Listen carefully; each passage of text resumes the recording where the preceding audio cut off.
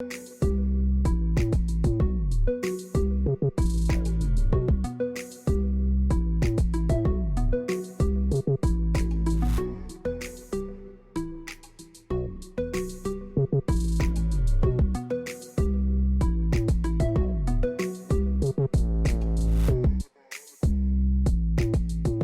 115th sitting of the National Assembly convened today, and top on the agenda is the allocation for over $3 billion for GCOM. It's Thursday, May 23. We bring you the details of this story and more in today's news. The National Assembly has approved a supplementary of $3.4 billion for the Guyana Elections Commission GCOM. This is to ensure that the Commission has all the necessary resources in the event of general and regional elections.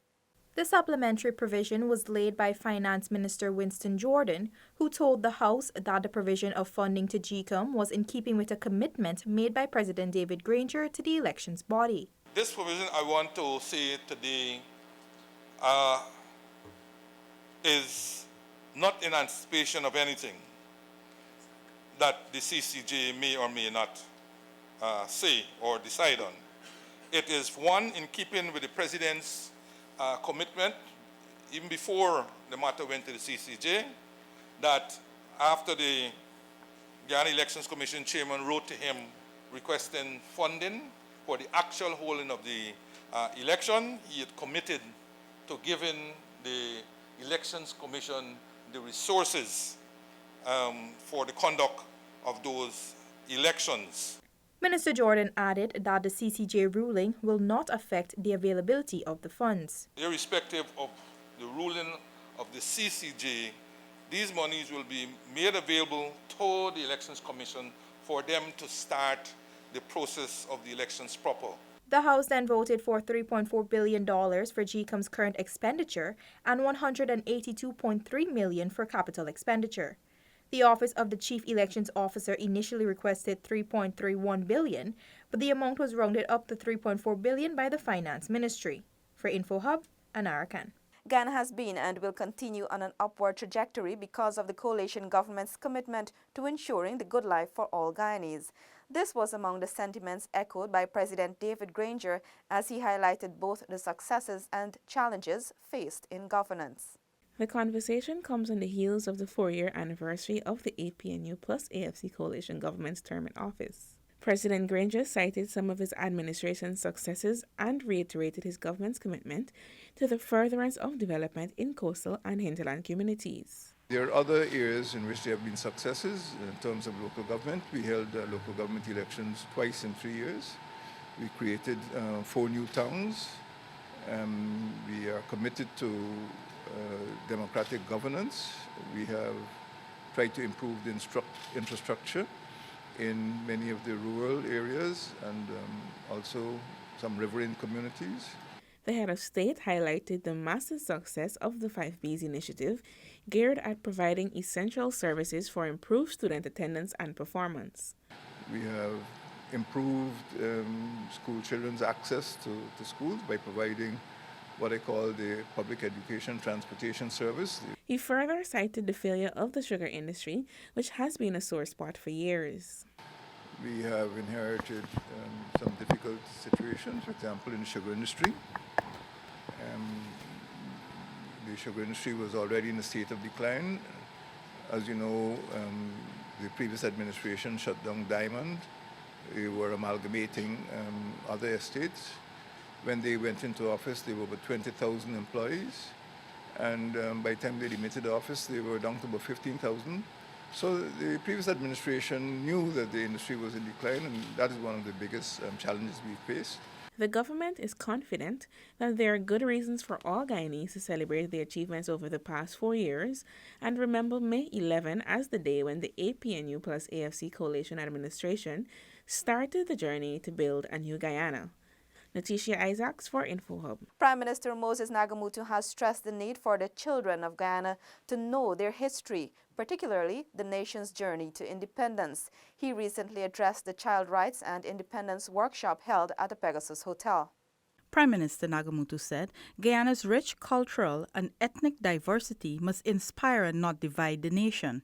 Independence, he noted, is a symbolic time where every Guyanese has a voice, particularly the children. This workshop is all about is to go back in time so that you could learn about our country's political evolution. Guyana is really a transformed society, and that it is ready and able to take the big leap forward into the new league of developed, rich, prosperous, free society where there is the good life for all. You are the people who deserve the good life, and you have to take that good life generationally into the future so that our country don't develop from year to year, but exponentially. This is the 4th workshop commemorating our independence. Alima Nazir, chairperson of Rights of the Child Commission, explained that there are 3 core areas that the Commission focuses on: protection, education, and empowerment. This workshop will seek to stimulate a discussion on the history and significance of our independence. It will seek to demonstrate that independence must mean and translate to the development and advancement of our nation. Minister within the Ministry of Indigenous Peoples Affairs, Valerie Garrido-Lowe, expressed her sincere appreciation for the work the RCC is doing across Guyana, especially within the hinterland region. Students and teachers from schools across Georgetown and RCC's youth ambassadors attended the workshop. Reporting from the Pegasus Hotel Guyana with videographer Kareem Peters, Rebecca Ganesh, InfoHub. Modernizing the public service is on the front burner for recently appointed Minister Tabitha Sarabo-Hali. As the minister said, the way how the public service operates presently is not suitable to Guyana's evolving economy. Organizational structure does not facilitate the new jobs that have been created, and of course it would not be able to facilitate the jobs that are going to come with the oil and gas that is about to come on stream. And so in bringing the public service to the 21st century includes all of those things, shifting or reorganizing the organizational structure, expanding it to allow for the new jobs that are likely to come on board, and moving it from a personnel department to human resource management. Minister Sarabo-Hali said the recommendations made in the report of the Commissioner of Inquiry into the Public Service will guide the process. The report was completed and submitted in 2016. It's not about really reinventing the wheel, but it's utilizing some of the recommendations that they would have made in the report and implementing those recommendations where they can be implemented, and also bringing persons on board to facilitate the implementation of those recommendations. Modernizing the public service is something that has been ongoing for the past 4 years under the coalition government. Training of persons through the Bertram Collins College is part of the process. Isaiah Braffett for InfoHub.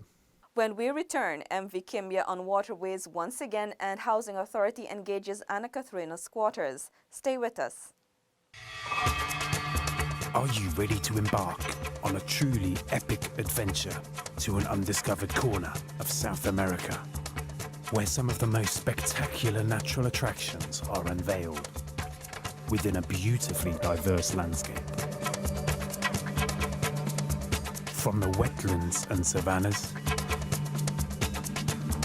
to the ancient mountains, magnificent waterways and lush enriching rainforest would provide a vast playground for some of the most exotic and breathtaking creatures on the planet, including many of the world's giant species. This untouched land of mystery and wonder serves up an exclusive experience for travelers. So are you ready for a new, awe-inspiring adventure? Welcome back to nature. Welcome to Guyana.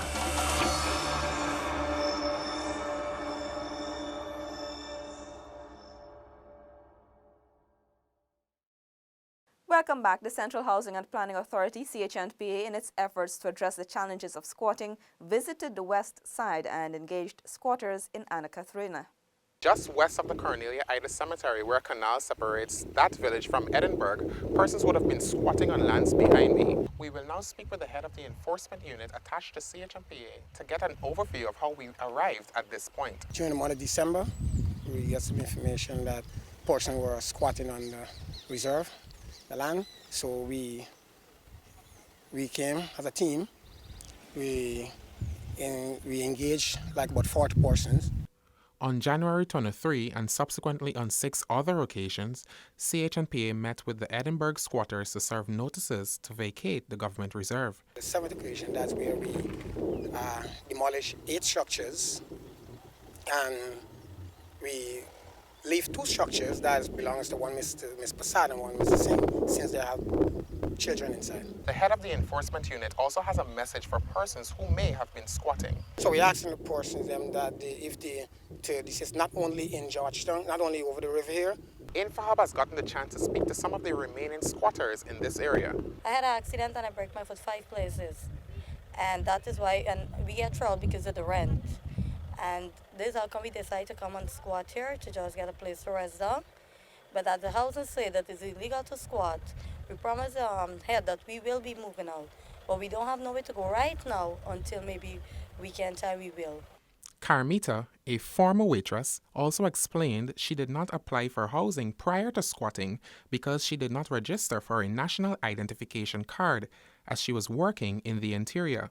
Carmita's mother also shared her experience with CHNPA personnel. He said that this is government reserve and we have to move, that it's illegal to squat.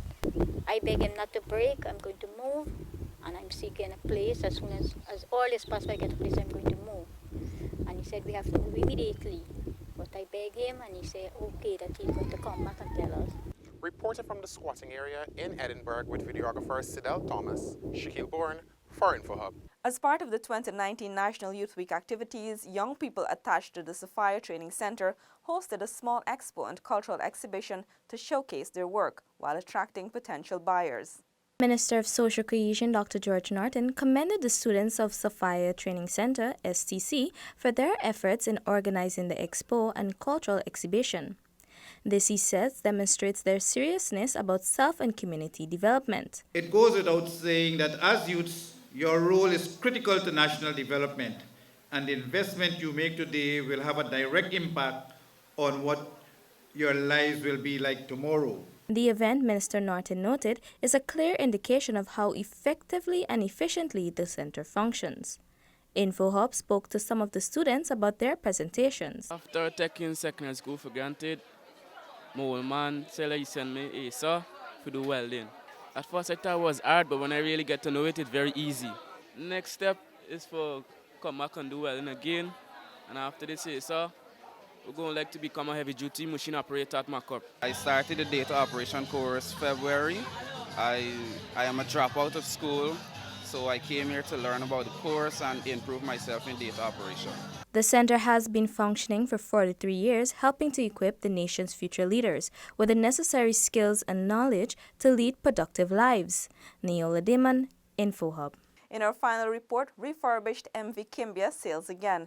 The $400 million vessel is now equipped with modern amenities for passengers' comfort, while travel time has been slashed by 4 hours. Minister with responsibility for housing Annette Ferguson and the team on Wednesday recommissioned the $400 million MV Kimbia at Mabaruma Region 1. The Transport and Harbours Department's MV Kimbia made its virgin journey since rehabilitation to Mabaruma, carrying with it more than 200 passengers, goods and vehicles. Prior to the recommissioning of the vessel on May 2nd, persons were forced to endure a 20-hour trip by speedboat, which is now slashed to 16 hours of travel. As the minister cut the ribbons at the recommissioning ceremony, she took the opportunity to urge the residents to care MV Kimbia, since it is fully equipped with modern amenities to ensure passengers' comfort. That's all for today. Connect with us on WhatsApp, Facebook, and YouTube. Much more news on our website, dpi.gov.gy, and pop over to Instagram for the latest photo updates at DPI Guyana. Your bridge and weather reports are up next. Goodbye.